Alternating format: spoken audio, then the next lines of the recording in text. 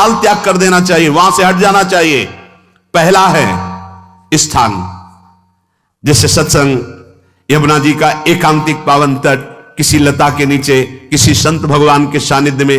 अब हमारा ये स्थान भजन वृत्ति बढ़ाएगा। उस व्यक्ति का घर जिसके पास जाने से वासनाएं बढ़ रही, उस स्थान में जहां दृश्य देखने से हमारे अंदर गंदी बातें आ रही। पहला है स्थान। दूसरा है अन्न। बहुत बड़ा प्रभाव अन्न का होता है। अगर अधर्म के द्वारा कमाया हुआ अन्न है तो बुद्धि अधर्म में ही लगेगी। यदि भोजन पकाते समय, रसोई रांधते समय आप विकारात्मक चिंतन कर रहे हैं तो कोई भी प्रसाद पाए उसके अंदर विकार जागृत हो जाएगा। अन्न का बहुत बड़ा प्रभाव पड़ता है। एक बार पूज्य पादुड़िया बाबा जी महाराज अपने परिकर के साथ भ्रमण में थे तो किसी बड़े धनी मानी ने निमंत्रण दिया, महाराज आज यहीं रुको। तो बाबा ने कहा हम लोग गांव के अंदर नहीं रुकते। तो बाहर कोई वृक्षों का समुदाय, जंगल जैसा, तो उसमें वहां रुके, पर भोजन उनकी तरफ से, भोजन सबने पाया। जब सुबह हुआ तो महात्मा जन, साधक जन एक दूसरे की तरफ देखे और बोले आज तो हमको बड़ा दोष हुआ, गंदा स्वप्न आया और हमारा संयम बिगड़ गया। बोले ये तो हमको भी हुआ, जितने थे सबको हुआ। उड़िया बाबा के समीप गए, बाबा ने कहा अच्छा ऐसा हुआ, ये तो अन्न दोष है, बुलाओ सन्न पवाने वाले को, फिर चलेंगे। बुलाया और बाबा ने कहा बिल्कुल सत्य बोलना, नहीं तो आप जानते हो इतने महात्माओं के संयम को आपने भ्रष्ट कर दिया, सत्य बोलना क्या बात थी। उनका महाराज संतान नहीं हो रही थी, सुना था आप बहुत सिद्ध महापुरुष हैं तो आपके परिकर को इसीलिए पवाया, अंदर काम भाव था कि हमारे कामना थी कि संतान उत्पन्न हो, वैसे चिंतन करते हुए बनाया ऐसे। बोले सबका संयम नष्ट कर दिया। होश में, नरक जाने वाली बात मत सोचो। अरे संतों को पवाओ जैसे अपने पुत्र को पवाते हैं, ऐसी भावना करनी चाहिए। आज हो भाग्य तो परिणाम खुद मंगल में निकलेगा। काम भाव से युक्त होकर क्यों बनाया, सब संतों के अंदर विकार पैदा कर दिया। अन्न का प्रभाव पड़ता है, हम जैसा अन्न पाते हैं वैसा। कई बार सुनाया है, सिद्ध महापुरुष पूज्य प्रातः स्मरण श्री बलराम दास जी महाराज झाड़ू मंडल के, यमुना के पावन तट पर ही है, रासमंडल के पास ही, वो अपने एक लता के नीचे बैठे हुए भगवत चिंतन कर रहे थे। अचानक यमुना जिस नजदीक है तो कोई माई स्नान किए हुए निकली तो नेत्रों ने देखा और विकार उत्पन्न हो गया। वयोवृद्ध सिद्ध महापुरुष, उन्होंने कहा आप तो इस शरीर को नष्ट कर दूंगा। शिष्यों ने कहा महाराज ऐसा क्यों? बोले किसी माता के शरीर को देखकर हमारे अंदर विकार क्यों आ गया? ऐसा नहीं, आज तक कभी नहीं हुआ, ऐसा क्यों हुआ? उनका महाराज आपस में सब शिष्यों ने कि कुछ ना कुछ तो खान पान में गड़बड़ी हो गई तभी ऐसा हुआ। बाबा आज परिक्रमा करते हैं वृंदावन की, बाद में आप जो आदेश करेंगे जैसा करेंगे, पहले परिक्रमा। वृंदावन की परिक्रमा का बहुत बड़ा प्रभाव। जब कभी मन आपका ऐसा विक्षिप्त हो, परेशान हो, तत्काल परिक्रमा प्रारंभ कर देना, नाम जप करते हुए। आप देखना परिक्रमा पूरी होते होते शांति हो जाएगी। बाबा ने खूब नाम कीर्तन करते हुए शिष्यों के साथ परिक्रमा दी, मन का विकार शांत हो गया। उनका ऐसा कैसे हो सकता है कि हमारे अंदर विकार आ गया? ये बड़ी सूक्ष्मता का विषय है। कल प्रसाद कहां से आया था? उस समय लाडले गोविंद देव जी महाराज यही विराजमान थे वृंदावन में। बोले तो ठाकुर गोविंद देव जी का प्रसाद आया था। लकुट उठाई, गए वो तो भगवत स्वरूप तस्मित तज्जने भेदा भावात। भगवान और भगवान के ऐसे जनों में भेद नहीं होता, वो भगवत स्वरूप होते हैं। गए और कहा बताओ आपका प्रसाद न पावे तो अपराध लगे कि प्रसाद नहीं पाया, और प्रसाद पावे तो हमारे अंदर काम जागृत हो जाए, हम तो मरे ना दोनों तरफ से। तो ठाकुर जी बात कर रहे थे, दूसरों को नहीं सुनाई दे रहा था। कह रहे थे कि देखो नाराज मत हो, कलकत्ता की वैश्या थी, उसने भोग लगाया, अब उसने भोग लगाया तो हमने चख पाया, तो आपको प्रसाद का किनका लेना चाहिए? किसने कहा था कि पूरा प्रसाद पाइए? जरा किनका ले लेते हो, मधुकरी पाते। हाँ ये बात आपकी मान। तो हमारा तो पूरा विश्व है, कोई भी भोग लगाएगा हम तो पाएंगे। और हमारे प्रसाद की निष्ठा आप सबके हृदय में, तो किनका लीजिए, पूरा मत पाइए। सोचिए, भगवद अर्पित प्रसाद और वृत्ति, भगवान ने आदेश किया किनका पाओ, माधुकरी मांग के खाओ।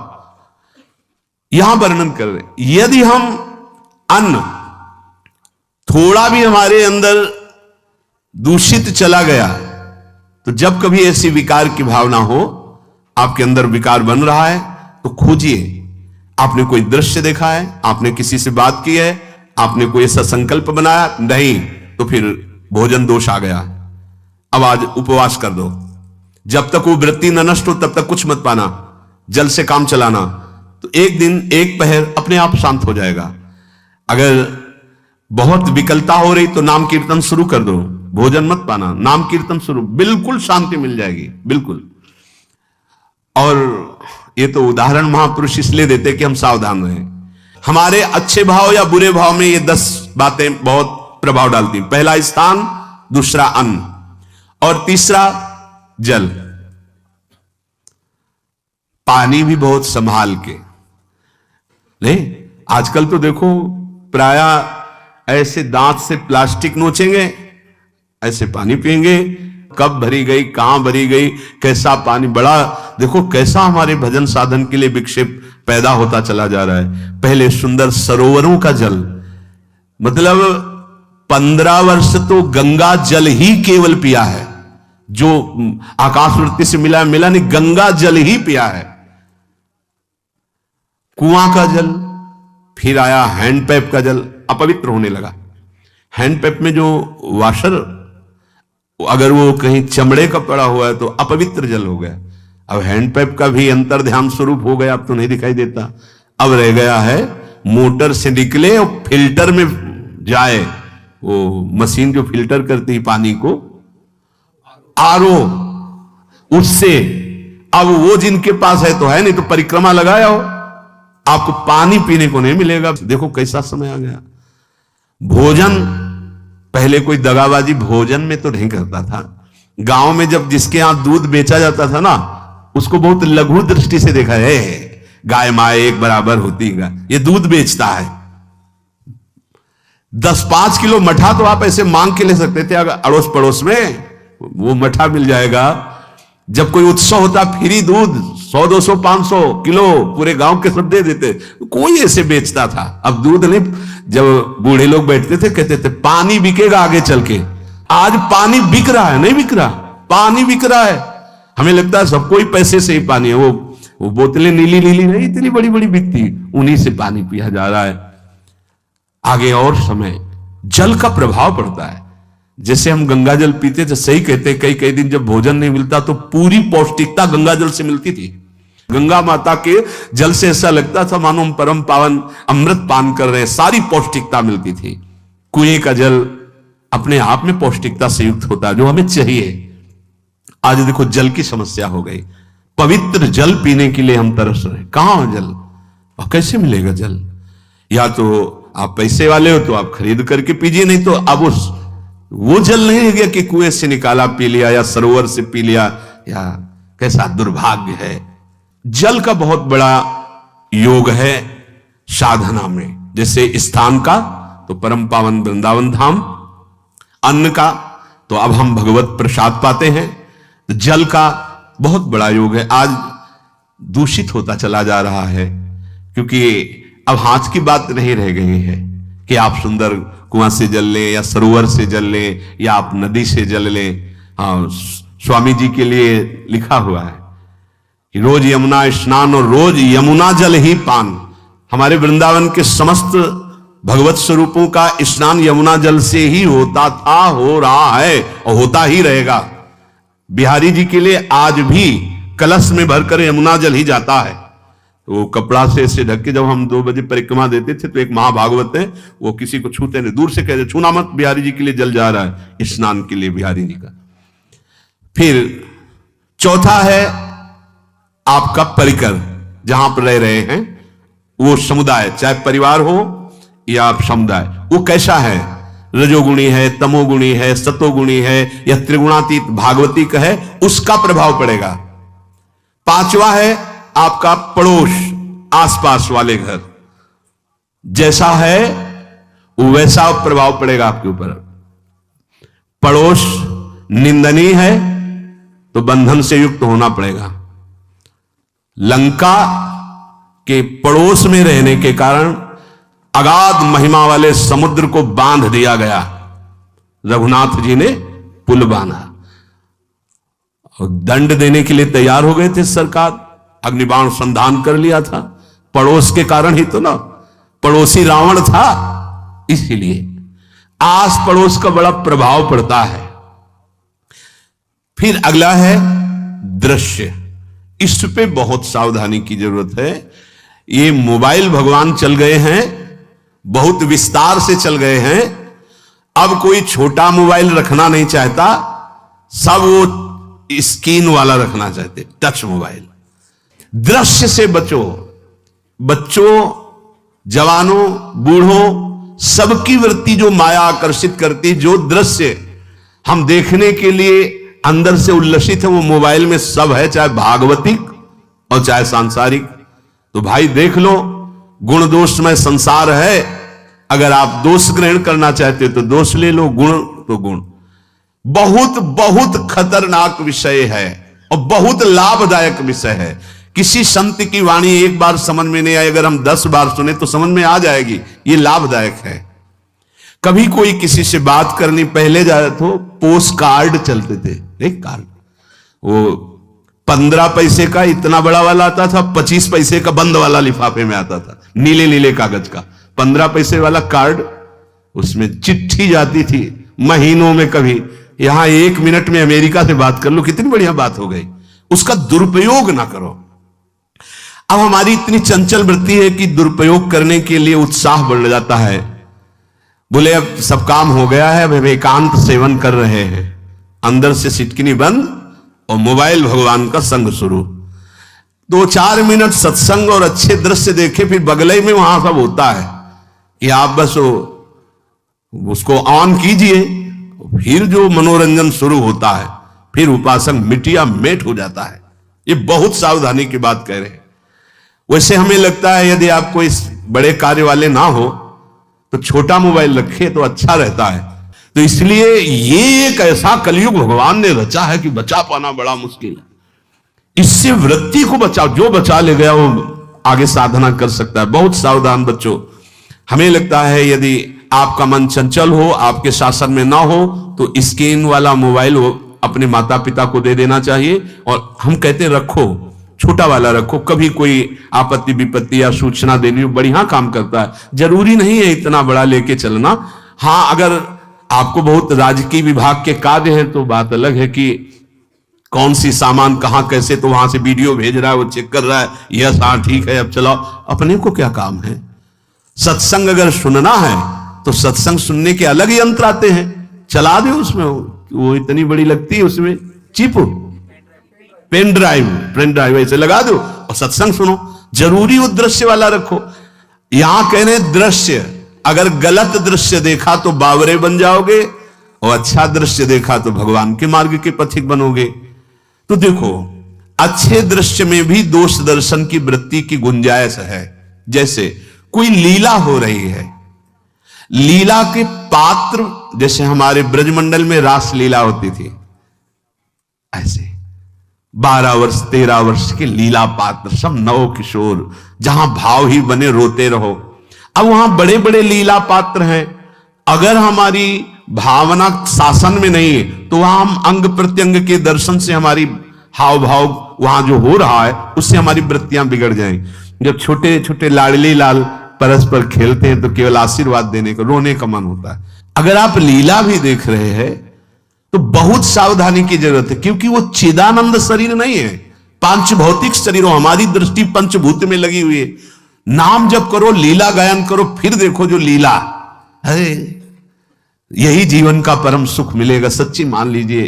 बस हम बार बार ये कहते हैं मोबाइल का सदुपयोग कीजिए, दुरुपयोग नहीं। मोबाइल बुरा नहीं, उसका प्रयोग बुरा है। दृश्य और साहित्य वैसे ही मनोवृत्तियां फिसलने वाली हैं, और जब ये आ गया कि फिसलाने में कितना लाभ है तो ऐसा कोई साहित्य और आलोचना, ऐसी कोई वार्ता ना करे जिससे हमारे अंदर गंदे भाव आवे। यदि अच्छी चर्चा करते हैं तो अच्छे भाव आते हैं। देखो अभी ऐसी कोई भावुक चर्चा होने लगे तो सबका हृदय द्रवित हो जाएगा, और गंदी चर्चा हो तो हमारा हृदय विकार युक्त हो जाएगा। और कार्य, आप जो कार्य करते हैं उसका प्रभाव आपके मन के ऊपर पड़ता है।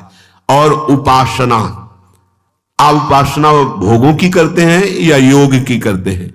ये 10 से भाव बनते हैं और 10 से भाव बिगड़ते हैं। स्थान, अन्न, जल, परिवार, अड़ोस पड़ोस, दृश्य, साहित्य, आलोचना, आजीविका का कार्य और उपासना। यदि ये भागवतिक हुए तो आपके अंदर भगवत भाव बढ़ेगा, और यदि ये रजोगुणी तमोगुणी हुए तो आपके अंदर आसुरी भाव बढ़ेगा। इन 10 से सावधानी पूर्वक व्यवहार होना चाहिए। जैसे आस पड़ोस में है तो बड़ी सुविधा है, यहां कोई किसी से मतलब नहीं रखता, बगल वाला कौन है किसी से मतलब, ये बढ़िया है, ज्यादातर गांव में होता है। अपने यहां ये अच्छा है कि जैसे आप अपने कमरे में गए, किसी से कोई मतलब नहीं है, वैसे ऐसा ही जीवन रखना चाहिए। और उस पर ये ज्यादा जो व्यवहार मित्रता बढ़ाने वाला विषय, ये धाम में नहीं है, वृंदावन में ऐसा नहीं व्यवहार रखना चाहिए। आपके पड़ोस में कौन रख रहा है आपका परिचय नहीं होना चाहिए, कौन कौन रह रहा है आपकी जानकारी नहीं होनी चाहिए। नजर नीची की, अपने कुटिया में गए, अपने ठाकुर जी से मतलब, अपने भजन से मतलब, ना पड़ोसी को कुछ देना चाहिए ना लेना चाहिए। बात समझ लेना। जैसे आज उत्सव है, उनको हम बुलाते हैं, वो हमारे यहां, ये व्यवहार यहां नहीं है। बनवासी हो, ठाकुर का भोग लगाया, और अगर आपको बांटना है तो बाहर निकलो, आधा किलोमीटर दूर ऐसी जगह बांटो जो तुम्हें राधे श्याम दोबारा ना बोले, फिर वो तुम्हें बुलाएगा, फिर वो बैठेगा, फिर प्रपंच की बातें होंगी, निंदा स्तुति की होंगी, फिर बड़ी संगोष्ठी होती है, पता चलता है। क्या फायदा ऐसे जीवन से? आप वनवासी हो, समय एकांत में दीजिए, अपनी कुटिया में बैठिए, नाम जप कीजिए, निकलिए, सत्संग सुनिए, ठाकुर दर्शन कीजिए, परिक्रमा कीजिए, फिर अपनी कुटिया में। ज्यादा व्यवहार में नहीं उतरना चाहिए, ये वनवास है, वृंदावनवास। सत्संग का सेवन, रजोगुण तमोगुण का त्याग, तो दुष्संग से आप बच जाएंगे। दुष्संग से बचने का मतलब है काम क्रोध मोह स्मृति भ्रंश बुद्धिनाश सर्वनाश कारणत्वात्, देवर्षि नारद जी कहते हैं। अगर दुष्संग का त्याग हो गया तो आप काम का, क्रोध का, मोह का, जो हमारी भगवत स्मृति का नाश कर देते हैं, जो हमारी बुद्धि का नाश कर देते हैं, जो हमारे सर्वनाश करने वाले हैं, इनका त्याग कर पाएंगे। कुसंग अगर हो गया तो इनका त्याग नहीं हो सकता, बहुत कठिन हो जाता है। भगवत संबंधी तत्वबोध होना या भगवत रहस्य लीला में प्रवेश पाना, जो अपनी इंद्रियों को भोगों में तृप्ति कराने की कोशिश कर रहे हैं, उनका चिंतन भोगों का ही होगा, तो कैसे तत्वबोध होगा, कैसे लीला में प्रवेश होगा? बस ध्यान देना है, कैसे हो पाएगा? क्योंकि जिस चित्त वृत्ति से भगवदाकार हमें वृत्ति करनी थी, वो तो हमने भोगों के चिंतन में लगा दी, भोग क्रियाओं में लगा दी। एक स्थिति होती है जब आपकी चित्त वृत्ति भगवदाकार हो गई है, तो व्यवहार में रहते हुए भी विषयान ग्रहणंत मुंचंत वा, खान पान, उठना बैठना, सब बाहरी क्रियाएं हो रही हैं, अंतर से वो अपने आराध्य देव में सदैव स्थित रहता है। उसका परिचय आपको जब ऐसे महापुरुष का सानिध्य मिलेगा, तो आप विषय सेवन करते हुए भी निर्विषय रहेंगे। आपके अंदर विषयों की प्रियता नहीं रह जाएगी, आपके अंदर एक प्रबल वैराग्य, ऐसी धारणा बन जाएगी, कुछ नहीं, कोई भी तुम्हें प्रभावित नहीं कर सकता। यद्यपि खान पान, हर्ष आदि की सब व्यवहारिक वृत्तियां हैं, पर उस महापुरुष का प्रभाव ऐसा होगा कि आपका हृदय निर्विकार हो जाएगा। और बहुत ही त्याग की सब बातें की जा रही, लेकिन हृदय भी सही है, तो संग से विषय रंग बढ़ जाएगा। ये देखा गया है। हृदय अगर निष्प्रिय है, जिसका हम संग कर रहे हैं, तो उसका परिणाम निष्प्रिय निकलेगा। व्यवहार में कुछ भी हो, निष्प्रियता ही आपकी बढ़ेगी, निर्विकारता बढ़ेगी, क्योंकि उसकी स्थिति का संग हो रहा है, उसका प्रभाव पड़ रहा है। तो सर्वनाश की जड़ है विषय चिंतन। ये बहुत बड़ी बात है। विषय चिंतन सर्वनाश की जड़ है। यहां विषय भोग नहीं कहा, क्योंकि चिंतन का परिणाम भोग है। पहले चिंतन होता है। साधक ध्यायतो विषयान पुंसः संगस्ते सुपजायते संगात संजायते कामः, कामात् क्रोधो विजायते, क्रोधात् भवति सम्मोहः, सम्मोहात् स्मृति विभ्रमः, स्मृति भ्रंशात् बुद्धिनाशो, बुद्धिनाशात् प्रणश्यति सर्वनाश। कैसे हुआ? ध्यायतो विषयान् पुंसः, विषयों का चिंतन। इसीलिए अनन्यश्चिन्तयन्तु माम भगवान आदेश करते हैं, विषय चिंतन न होने पावे। बिना चिंतन किए आपको कोई भी सुख नहीं मिल सकता। आप देख लीजिए, जगत के किसी भी भोग का सुख नहीं मिल सकता। चिंतन से ही आपको सुख की अनुभूति हो रही है। अगर आप चिंतन ना करें तो आपको कोई सुख नहीं मिलता। आप चिंतन उसका घसीट लिया गया। अगर सुख होता तो भोग में मिल जाता, नहीं मिला। क्यों? कि बोले चिंतन नहीं। किसी को किसी गाढ़ विषय के चिंतन में फंसा दे, फिर उसके सामने भोजन रखे, खीर में नमक डाल दे, सब्जी में चीनी डाल दे और गाढ़ विषय में फंसा दे। तुम्हारा लड़का जो अकेला था वो ऐसा ऐसा दुर्घटना हो गई, वो अस्पताल में, अब जल्दी से भोजन पाओ और निर्णय बताओ। वो बिल्कुल नहीं बता पाएगा कि खीर में नमक था, सब्जी में चीनी थी। उसका चिंतन वहां फंस गया। अगर ऐसे चिंतन हमारा प्रियाजू में फंस जाए तो संसार के सब क्रियाएं होते हुए भी वो परमहंस है, वो विदेह है। चिंतन, हम लोग चिंतन में चूक कर देते हैं तो फिर क्रियाओं में हमको बंधना पड़ता है। नहीं, सच्ची माने कोई भी क्रिया उससे बांध नहीं सकती। तो क्या जिनका भगवत चिंतन होता है वो असत क्रियाएं भी करते हैं क्या? तो बोले जब चिंतन ही नहीं तो असत क्रियाएं कैसे हो सकती है? पहले क्रिया के असत चिंतन होता है। आप देखना, कोई भी कार्य पहले चिंतन होता है। इसीलिए यहां कह रहे ध्यायतो विषयान पुंसा संगस्तेषु उपजायते। पहले, सबसे पहले विषय का चिंतन होता है। अगर विषय का चिंतन ना होने पावे तो आपको कोई फंसा ही नहीं सकता। भोग, कोई भी भोग नहीं फंसा सकता। जहां विषयों का चिंतन हुआ तो संग की प्राप्ति, विषय भोग की प्रबल इच्छा, प्रबल आसक्ति, और वो जो चिंतन हुआ था वही आपको सुख दे रहा है। वही, वहां सुख नहीं है, आपके चिंतन का वहां सुख। जैसा चिंतन, अगर आपका चिंतन विक्षिप्त कर दिया जाए, एकाग्र ना होने पाओ तो किसी में आपको सुख नहीं मिलेगा, पक्का। अगर वही चिंतन सावई मना कृष्ण पदार विंदे हो तो कोई सुख है। गोपी जनों के पति भी हैं, पुत्र भी हैं, पूरे परिवार की सेवा करती हैं और बड़े बड़े परमहंस उनकी चरण रज वंदना करते हैं। क्यों? क्योंकि उनका चिंतन भगवान का हो रहा है।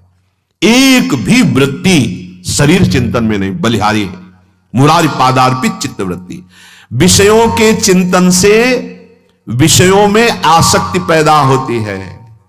आसक्ति से विषय कामना की प्रबलता और क्रिया होती है, और क्रिया में बाधा पड़ने से क्रोध पैदा होता है। क्रोध से मूढ़ता छाती है, मूढ़ता से स्मृति भ्रमित हो जाती है, स्मृति भ्रंश से बुद्धिनाश होता है, और बुद्धिनाश ही सर्वनाश है। इसलिए चित्त का निरंतर अधिक समय तक सावधानी पूर्वक भगवन नाम में, भगवत लीला में, आप सब भगवत कृपा पात्र जन है, चिंतन न बिगड़ने पावे। होता क्या है कि क्रिया से तो हम सावधान है, समाज है, क्रिया से तो हम सावधान, क्योंकि समाज भी है, व्यवहार भी है सामने, लेकिन चिंतन तो कोई नहीं जान रहा ना, अंदर ही अंदर हम क्या चिंतन कर रहे हैं। तो साधक चूक कर बैठता है। देखो, बाहर चूक होगी तो उसका प्रायश्चित हो ही जाएगा। चार लोग निंदा करेंगे, पिटोगे, अपमानित होगे, प्रायश्चित। लेकिन अंदर जो हमारा गलत चिंतन हो रहा है, पूरा का पूरा अंदर हृदय मलिन कर देगा। हमें उस बात का प्रायश्चित भी नहीं होगा, हमें जलन भी नहीं होगी कि हम गलत चिंतन कर रहे हैं, क्योंकि सावधान नहीं है। खास बात साधना में चिंतन संभालने की है। काम, क्रोध, मोह, स्मृति भ्रंश, बुद्धिनाश, सर्वनाश कारणत्वात्, देवर्षि नारद जी कह रहे हैं। चित्त का जहां अधिक चिंतन होता है वही हमारी तन्मयता बन जाती है, वही हमारा स्वरूप होने लगता है। बोले बहुत कामी पुरुष है, बोले बहुत क्रोधी पुरुष है, बोले बहुत नीच पुरुष है, पूरा संबोधन होने लगा उसके लिए, क्योंकि वो उसी चिंतन से, वैसी क्रियाओं से। अरे बोले तो बड़े भगत हैं, भगवान के स्वरूप है साक्षात। जो हम अधिक चिंतन करते हैं वही क्रियान्वित होता है, जो क्रिया होती चिंतन होती वैसे हमारा स्वरूप बन जाता है, वैसी हमारी स्थिति हो जाती है।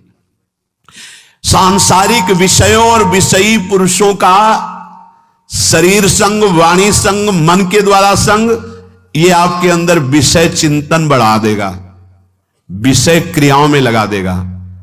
इसलिए बहुत सावधान। विषय में कोई ताकत नहीं है, विषयाशक्ति दुर्गति कर देती है। एक बार देवर्षि नारद जी जनक जी से कहा कि आप विदेह राज कैसे हैं, पत्नी भी है, परिवार भी है, सब वैभव भी है, वो आप एक राजा होते हुए विदेह राज। उनका आज विश्राम कीजिए, कल सुबह चर्चा करेंगे। तो रात्रि में अपने शयन गृह में देवर्षि नारद जी को शयन कराया और अपनी अर्धांगिनी से कहा कि आप जाकर शयन कीजिए देवर्षि नारद जी के साथ, जो आज्ञा।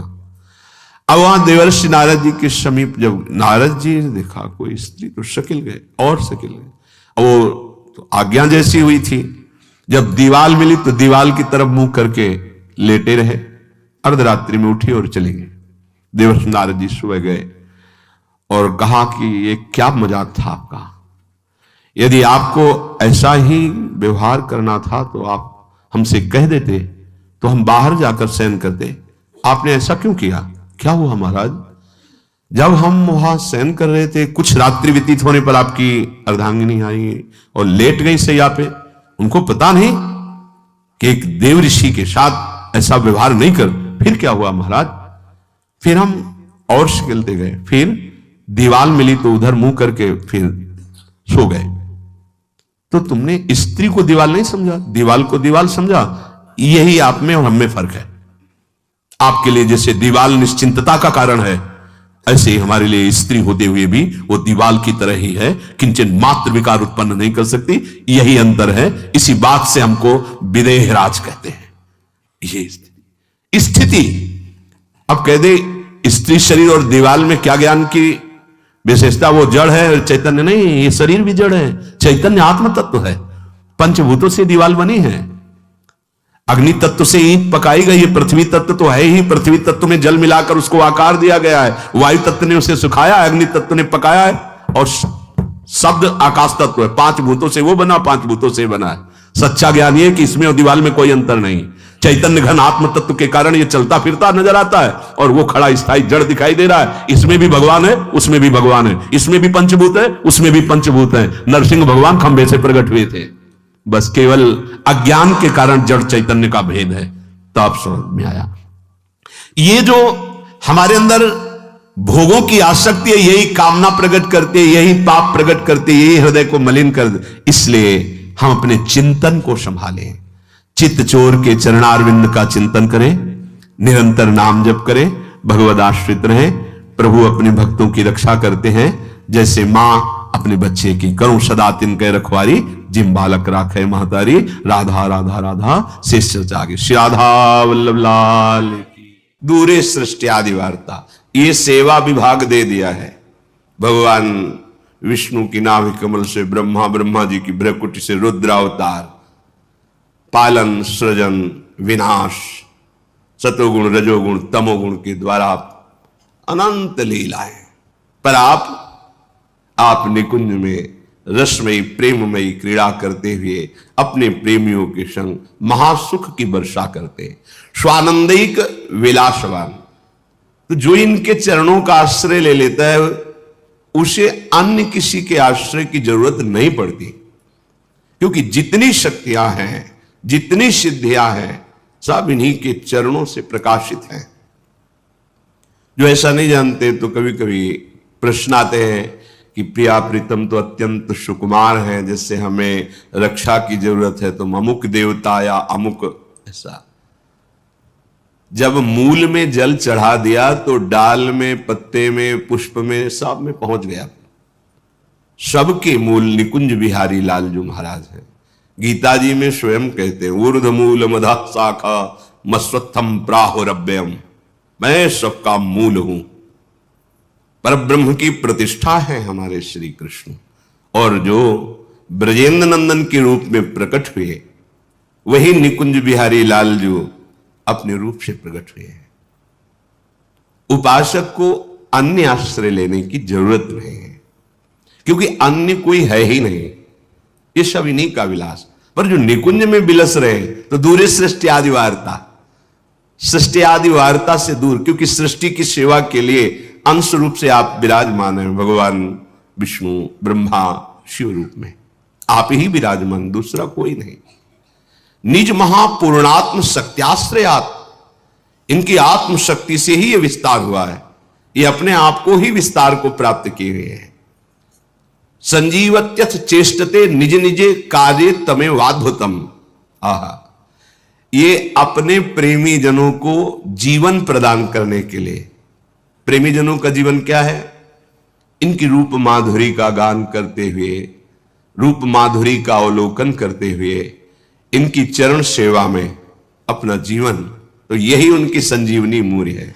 ललिता ललित बजावती बीना, गुण गावती सोई जीवन जी जय। कौन से गुण? प्रिया प्रीतम का मुस्कुराना, प्रिया प्रीतम की क्रीड़ा, प्रिया प्रीतम की नाना प्रकार की रसकेली, उसका गान करते हैं। यही जीवन है रसिकों का। संजीवत्यथ चेष्टते, इनकी चेष्टा जीवन है प्रेमी जनों का। वो कोई प्रेमी ही जानता है। अपना प्रीतम, अपना प्यारा मुस्कुरा भर दे तो विश्व के सारे सुख लुटते घूमते हैं। फिर ये विश्वात्मा है, ये जो जो चेष्टा करते हैं, सखियां उनका गान करती हैं, उनका पान करती हैं। यही संजीवनी मूर्य है सखियों की। उपासकों की संजीवनी मूर्य है प्रिया प्रीतम का रूप, प्रिया प्रीतम का जस, प्रिया प्रीतम की महिमा। निज निजे कार्य तमेवाद्भुतम, वो सब अपनी अपनी सेवा में प्रिया प्रीतम को सुख प्रदान करने में बड़ा अद्भुत सुख अनुभव करते हैं। कैसे उस सुख का उदाहरण दे? अनुपम है, उपमा रहित है, पर लौकिक भाषा में। जैसे अपने अत्यंत लाडले दुलारे इकलौते बेटे को मां पवा रही है, तो जब वो बालक पाता है तो उसको कैसा सुख होता है। पाव हो रहा है, हृदय उसका शीतल हो रहा है, तृप्ति मां को हो रही है। सखियों का हृदय प्रियालाल के प्रति कितना दुलार से भरा हुआ है। लाल ललना मिली यो शिरावत मोर, पावे कोई और, तृप्ति करे कोई और, ये महासुख है। स्वातंत्रम, सारी शक्तियां इनके अधीन है, किसी के अधीन नहीं है। परम स्वतंत्र न सिर पर कोई।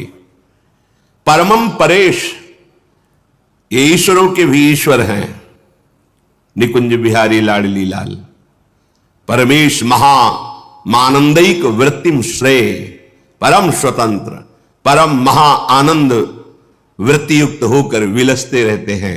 ये अनुभव, ये आश्रय उसी को प्राप्त होता है जो रस का अनन्य हो जाता है।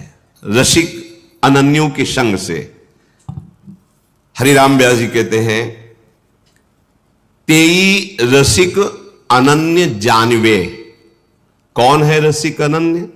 बोले जिनको विषय विकार न हरिसो रति, तेई साधु मानिवे।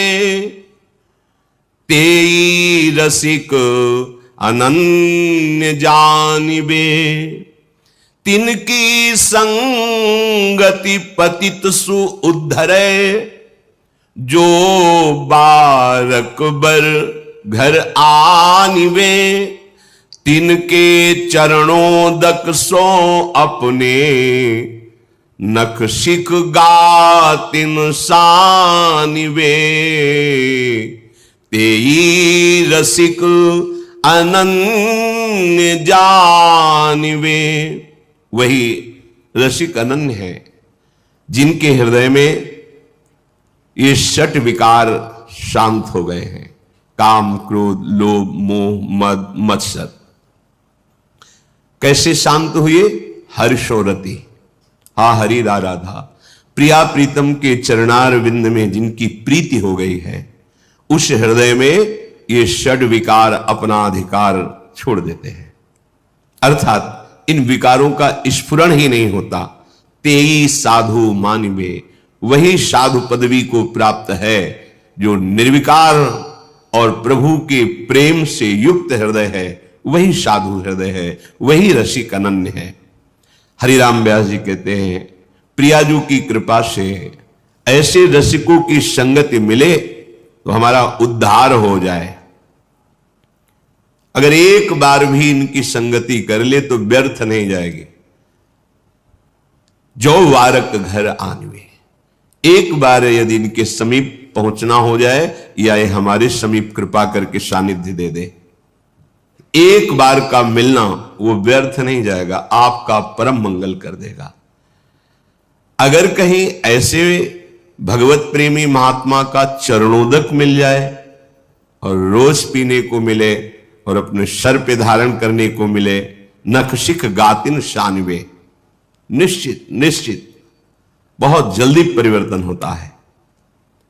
भगवत बुद्धि से इनका चरणोदक उतारा जाए और पान किया जाए और माथे पे रखा जाए, सर पे रखा जाए, एक बूंद दो बूंदे से वो आपके जीवन का परिवर्तन कर देगा। रघुगण जी से जड़ भरत जी कहते हैं, गृहस्थ की उपासना, शास्त्रों का स्वाध्याय, तीर्थयाटन, व्रत या अग्नि चंद्र सूर्य की उपासना आदि से ये जो हम तुम्हें तत्वबोध की उपदेश कर रहे हैं, ये नहीं होता।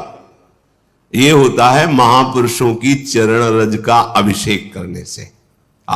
रहु गणई तत्तपसा न याति न चेज्या न निरूपणात् गृहाद्वा न छंदसा नैव जलाग्नि सूर्यो बिना महत्पाद रजोभिषेकम।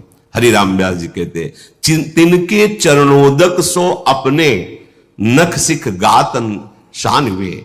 यदि कहीं ऐसे प्रेमी महाभागवतों का चरणोदक मिल जाए पीने को और माथे पे धारण करने को, तो ये जो विकार हैं इनसे लड़ने की सामर्थ्य आ जाए, ये परास्त हो जाएंगे विकार। पर बिना महत्पाद रजोभिषेकम, ये कोई भाग्यशाली को बात समझ में आती है। और फिर कहीं कृपा हो जाए और उनको प्रसाद पवाने का सौभाग्य मिल जाए, सुंदर सुंदर भोग प्रियालाल को पवा के और उनको प्रसाद पवाने का सौभाग्य, और कहीं वो पा चुके हैं उनके पत्तल से जूठे किनके उठाकर, और वो हमें पाने का सौभाग्य मिल जाए, फिर क्या कहना है। तिनकी पावन जूठन जेवत, क्या होता है, बोले तवही हरि ही आनिवे। जब रसिक महापुरुषों का उच्छिष्ट जाता है तो वो उच्छिष्ट इतना हृदय को पावन करता है। पहले चरणोदक बोले, अब उच्छिष्टामृत का प्रभाव हृदय में हरि प्रिया को प्रकाशित कर देता है। जूठन, संतों की जूठन। 4 महीने बराबर सेवा मिली। नारद जी अपने चरित्र को पूर्व के श्री कृष्ण द्वैपायन भगवान व्यास देव जी से वर्णन करते हैं कि मैं बालक था और मुझे सेवा मिली चातुर्मास्य में संतों की। तो छोटी अवस्था होने के कारण हमें बर्तन मांजने की सेवा मिलती। तो जो जूठन संतों की पात्रों में लगी होती वो छुटा के और उससे पाता और बैठकर उनकी बातें सुनता। 4 महीने के प्रभाव से ऐसे महान वृत्ति का उदय हुआ कि वही अगले जन्म में देवर्षि नारद के रूप में प्रकट हुए। स्वयं नारद जी श्रीमद् भागवत में अपने पूर्व चरित्र का वर्णन किए। 4 महीने संतों की सेवा का फल महाभागवत भगवत स्वरूप देवर्षि नारद बना दिया। तिनकी पावन जूठन जेवत तवही हरि ही आनिवे। महापुरुषों के उच्छिष्ट का बहुत बड़ा प्रभाव है। हृदय में हरि प्रिया प्रकाशित हो जाती है इनकी जूठन पाने से। तिनके वचन श्रवण सुनि तिहि छिन मन संदेह भानिवे।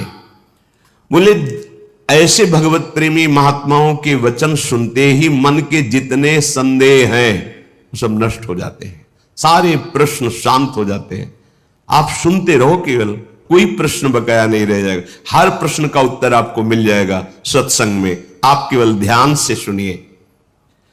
तिनकी जीवन धन वृंदावन जीवत मरत बखानवे। व्यास राधिका रवन भवन बिनु तेई क्यों पहचानवे। बोले ऐसे रसिकों का जीवन जो प्रिया प्रीतम के अनुराग में है, और ऐसे रसिकों के जीवन की अंतिम श्वास ये वृंदावन ही है, अर्थात वो अनन्य होते हैं धाम के। ये आ ही जाएगा। प्रीतिस्तद वसति स्थले, अपार प्रीति हो जाती जहां अपने प्यारे प्रकट हुए हैं, प्यारे लीला परायण हैं, उस भूमि में जी नहीं सकते आप। अगर प्रभु की शरणागति युगल सरकार की हो गई है तो आपको ये ब्रजधाम, ये वृंदावन धाम ऐसा प्यारा लगेगा कि अब चाहे नरक मिले, चाहे स्वर्ग मिले, चाहे परम पद मिले, इसकी मुझे कोई परवाह नहीं, चाहे अपराध लगे। अब तो धाम के बिना नहीं जी सकते, अब हम ब्रजधाम के बिना। दुर्भाग्य है जो धाम के प्रति प्रीति ना हो, क्योंकि यही धाम आपको ऐसे रसिकों का संयोग कराएगा, ऐसे रसिकों का चरणामृत मिलेगा, ऐसे रसिकों का उच्छिष्टामृत मिलेगा, ऐसे रसिकों का वचनामृत मिलेगा। व्यास राधिका रवन भवन बिनु तेई क्यों पहचान में।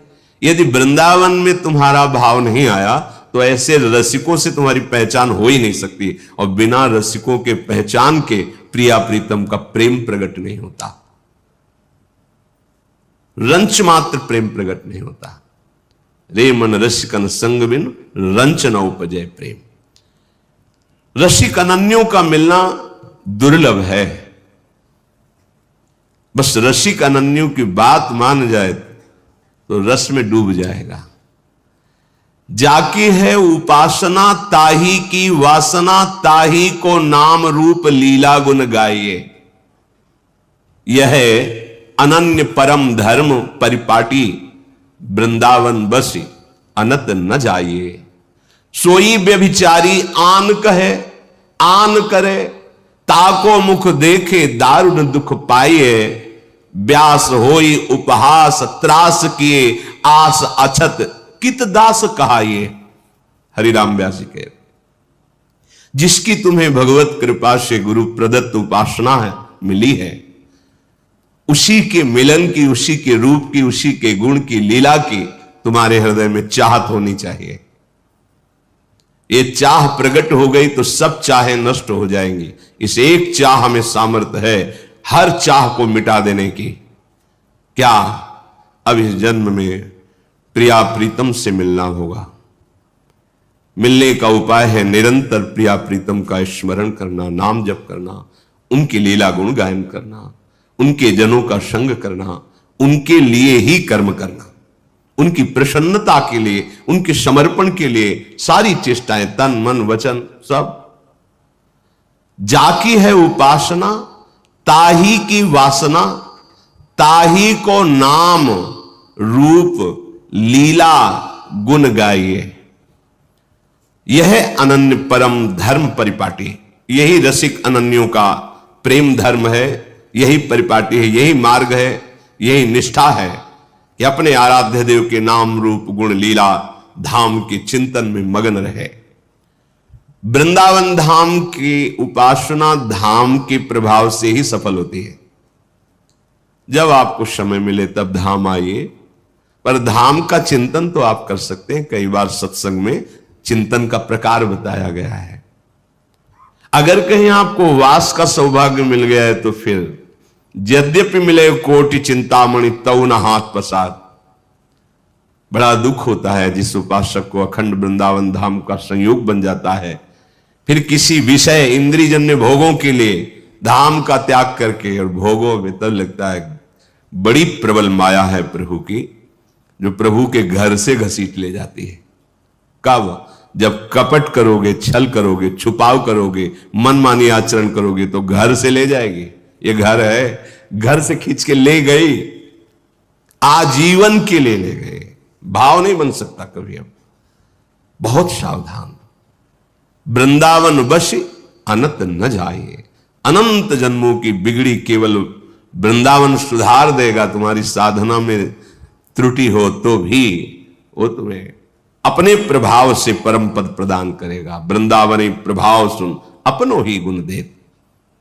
सोई व्यभिचारी, वो व्यभिचारी है, बोलता कुछ और है, करता कुछ और है, ताको मुख देखे दारुण दुख पाइए। ऐसे लोगों का संभाषण, दर्शन, मिलन बड़ा दुख प्रदान करने वाला होता है, बहुत कपट होता है। बातें कुछ करते हैं, आचरण में कुछ होता है, चिंतन कुछ होता है। नहीं नहीं, ऐसा नहीं। जाके है उपासना ताही की वासना, ताको ही नाम रूप लीला गुण गाए। सोई बेविचारी आन कहे आन करे, ताको मुख देखे दारुण दुख पाइए। ऐसों का संग नहीं करना। बोलता कुछ और है, करता कुछ और है, सोचता कुछ और है। हरिराम व्यास जी करे वही बेविचारी है। व्यास होई उपहास, अगर ऐसों का संग करोगे या ऐसे लक्षण धारण करोगे तो तुम्हारा उपहास होगा, और वो उपहास तुम्हारे हृदय को जलाएगा, क्योंकि स्थिति तो है नहीं। तो त्रास किए, वो बड़ा तुम्हें दुख देगा, बार बार जन्म मरण संकट में फंसाएगा। अगर तुम्हें किसी अन्य व्यक्ति से, भोगों से सुख की आशा है तो तुमने सुख सिंधु को जाना ही नहीं, तुम सुख सिंधु के उपासक ही नहीं हो। कहीं समुद्र की प्राप्ति होने के बाद क्षुद्र गड्ढों की आशा होती है क्या प्यास बुझाने के लिए? ये तो प्रेमामृत समुद्र है, और तुम सुख कणों के लिए विषय भोगों में अधर्माचरण युक्त जाओ। इसका मतलब है कि अभी आप बातें केवल परमानंद की करते हैं, परमानंद का भी मार्ग ही नहीं मिला आपको, अनुभूति तो बात दूर की रही। अगर तुम्हारे हृदय में भोगों की आशा है तो तुम कैसे प्रिया प्रीतम के दास हो? व्यास होई उपहास, त्रास किए आस अचत, कित दास का कैसे तुम दास कहला सकते हो? श्रीपाद प्रबोधानंद जी यही बात कह रहे हैं। कह रहे कि आनंदानाम परम चरमो यो अवधीर वैष्णवानाम, सर्वोर्ध्वानाम सकल हरिशक्त युन्नत नीचान योवा, संपूर्णानाम परम भगवद सद्गुणानाम च योवा, श्री वृंदावन भुवि वरीवर्ति सर्वोर धामनी। श्रीपाद कह रहे कि वैष्णव का चरम आनंद प्रदान करने वाला ये वृंदावन धाम है। वैष्णव का चरम आनंद क्या है? परम सीमा का आनंद क्या है? हर समय भजन होते रहना। तो यहां फिरे स्वार्थ आपने, भजन गए फिरे बाह। पहली बात, जैसे नाम निरंतर चलना, रूप के ध्यान में मगन रहना, लीला गुणों का चिंतन करना, ठीक वैसे ही धाम वास है। धाम अगर आप वास कर रहे हैं, नाम चिंतन में त्रुटि बराबर नहीं हो रहा, रूप का ध्यान भी नहीं हो रहा, लीला गुण में भी रुचि नहीं, तो एकमात्र धाम संपूर्ण भजन हो गया आपका, और यह आपको भगवत प्राप्ति करा देगा।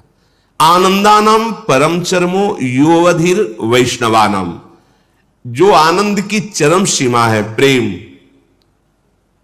प्रेम में भजन, वो आपको वृंदावन धाम प्रदान कर देगा। विश्वास कीजिए। वैष्णवानम पर शर्त है वो प्रभु का हो चुका हो, अर्थात मन वचन कर्म से ये ठान लिया हो कि मुझे भगवत प्राप्ति करनी है। उसका उपाय है सदगुरु की शरण, सदगुरु प्रदत्त मंत्र नाम उपासना, उसे वैष्णव कहते हैं। जो वैष्णव है उसको आनंद की परम चरम अनुभूति वृंदावन धाम कराता है। ये विश्वास का विषय है, पक्का ऐसा ही है। अपना साधन भजन क्या है, पर धाम की जब कृपा का अनुभव होता है तब लगता है, जो वाणी जी में धाम कृपालु है ऐसा लिखा है, वो अनुभव कराता है वृंदावन। सर्वोर्ध्वानाम सकल हरिशक्तयुन नतीनांच योवा, संपूर्णानाम परम भगवद सद्गुणानाम च योवा।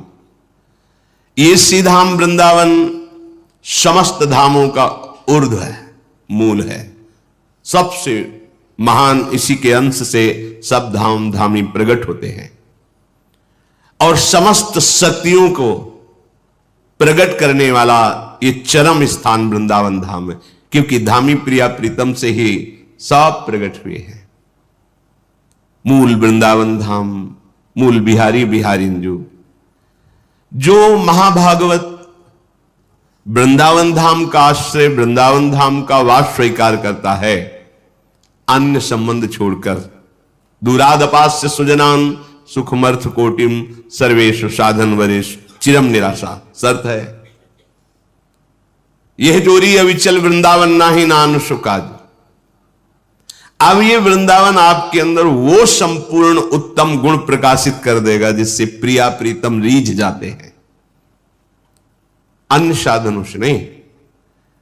वृंदावन धाम का आश्रय, वृंदावन धाम का वास भगवत प्रेमी महात्माओं का सानिध्य दिलाएगा। चरण रज, चरणामृत, उच्छिष्टामृत, वचनामृत, इसके प्रभाव से हमारे हृदय में निर्दोष स्थिति जागृत होगी, निर्विकार स्थिति जागृत होगी।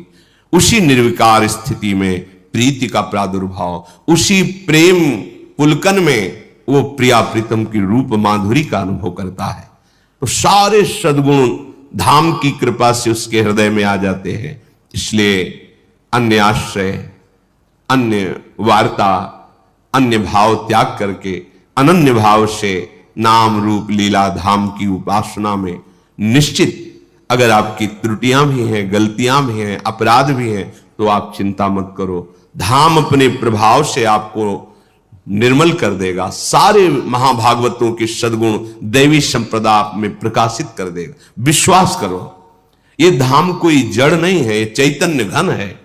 आप धाम का आश्रय लिए तो प्रिया प्रीतम, सहचरिया, खग मृग पशु पंछी, लता यमुना रसरानी, वृंदा सखी, ये सब आप पर कृपा करेंगे, सब आपको उस महानता की स्थिति में पहुंचा देंगे कि इन्हीं नयनन सम सुख देखे। इन्हीं नेत्रों से आप निकुंज का सब सुख देख पाएंगे इनकी कृपा से। इसलिए धीरे धीरे वृत्तियों को अनन्यता की तरफ ले चलो।